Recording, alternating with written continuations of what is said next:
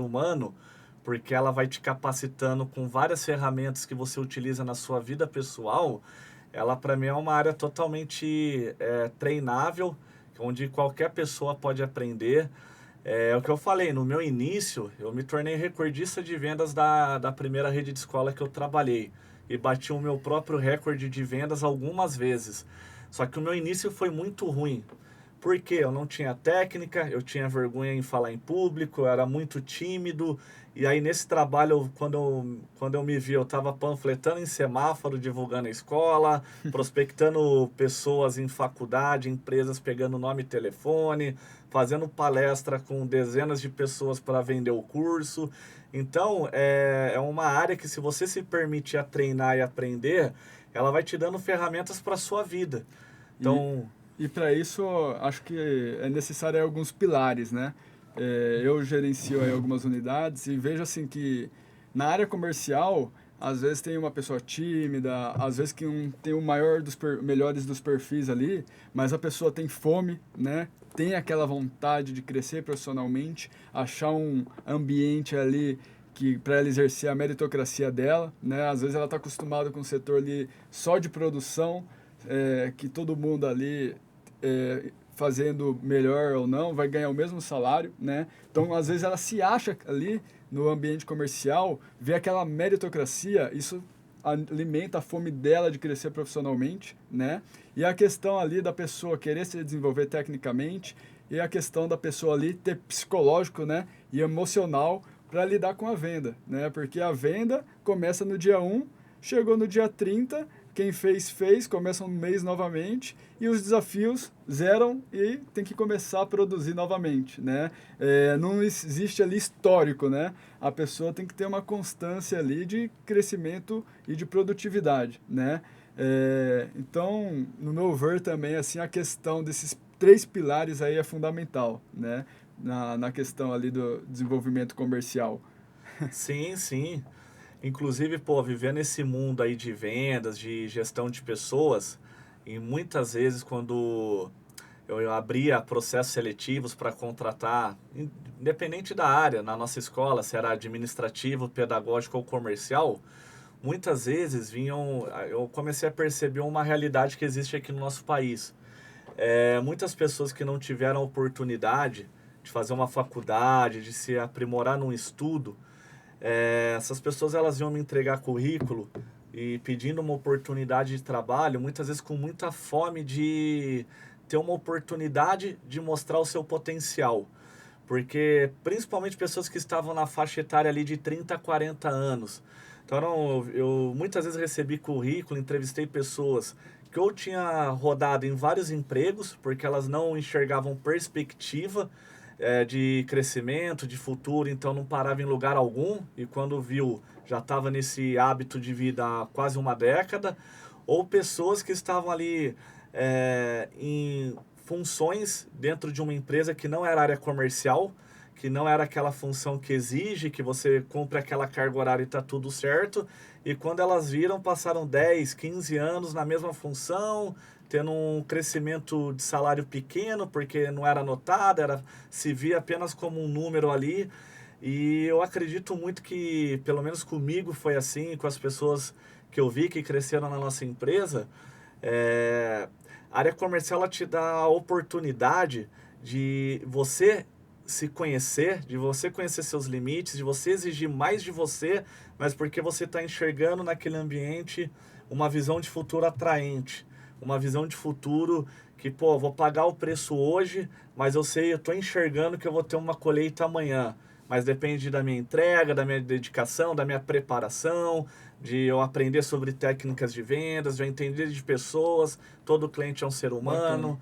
Então, acho que a área comercial ela vai muito além de uma profissão que eu vejo que todos os grandes empreendedores, assim, que são referências nacionais e internacionais, são pessoas que têm a veia da área Sim, comercial. Então, sim. Então, Gu, esse know-how seu que você teve, né, nessa empresa, antes de você iniciar a Newcastle, todo esse know-how, né, e uma porta fechada lá atrás te levou, então, pelo que você me disse, a começar a Newcastle, né? E nesse início da Newcastle, Que você coloca assim que for o seu maior desafio? Várias coisas ali com certeza você vivenciou, né? Mas naquele cenário que você viu ali, não estou mais na CLT, se eu fazer eu vou receber, se eu não fazer eu vou ficar devendo, né? Sim. Porque o empreendedorismo ele não perdoa, ou ele dá lucro ou ele dá prejuízo, né? Tem muito texto lindo na internet que tem espaço para todo mundo, mas a verdade é que o capitalismo ali, ele te esmaga. Ou você faz ou você não faz, né?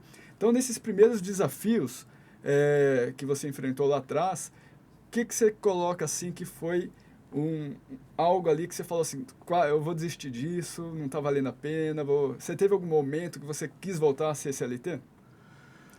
Sim, na verdade, que eu quis voltar não, mas teve muitos momentos ali que eu tinha muito medo e dúvidas ali se eu tinha feito a escolha certa.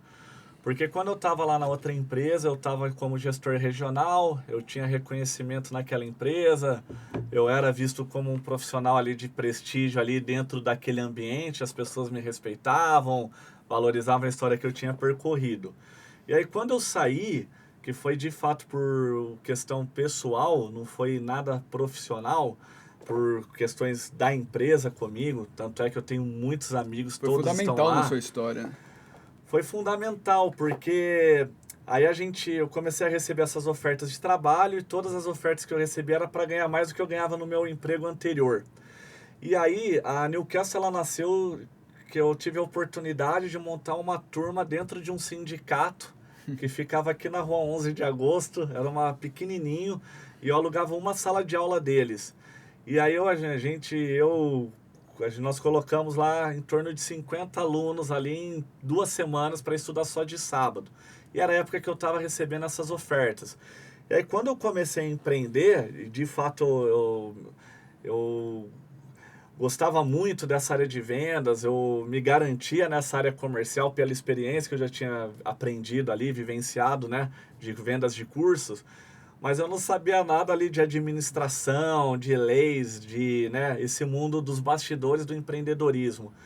E de fato, o início para todo empreendedor que começa sem recursos é muito difícil. Sim. E toda vez que eu via que um cliente não fechava a matrícula comigo, porque não tinha, achava a minha estrutura limitada, vinha aquelas vozes dos meus amigos, de pessoas próximas, falando que eu tinha tido uma escolha errada, porque eu estava casado, eu tinha acabado de me casar, tinha acabado de ter um filho e estava empreendendo.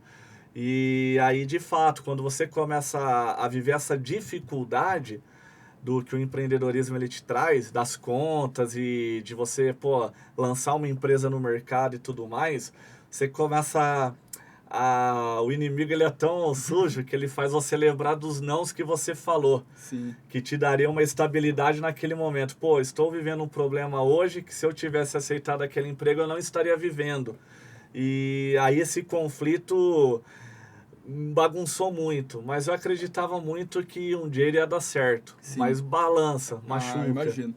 Igor, nesse início ali, eu lembro lá atrás quando eu comecei também, você entra, né, com toda a fome, com toda a motivação ali para fazer acontecer, e conforme as coisas vão criando corpo, conforme a empresa vai crescendo, você vai precisando de uma recepção, de um time maior comercial, de professores, no nosso caso que a gente trabalha com escola, né? E o que foi ali para você, para esse crescimento técnico, né? Para esse crescimento ali de entender como funciona uma gestão de pessoas, uma gestão financeira, os pilares ali para tocar uma empresa, qual foi os recursos que te ajudou? Foi a leitura, livros, foi vídeos, palestras, ou você teve um mentor ali, alguém para te dar direção? O que foi fundamental nesse início ali para estruturar o Gustavo como empreendedor? Como empreendedor, de fato teve um período ali que eu me sentia sozinho, porque muitas vezes você está acreditando num projeto, você está tendo uma visão de futuro que a maioria das pessoas não conseguem enxergar. Então, por mais que você fala das ideias e tal, a pessoa que não está vivendo aquela luta com você, ela não consegue visualizar.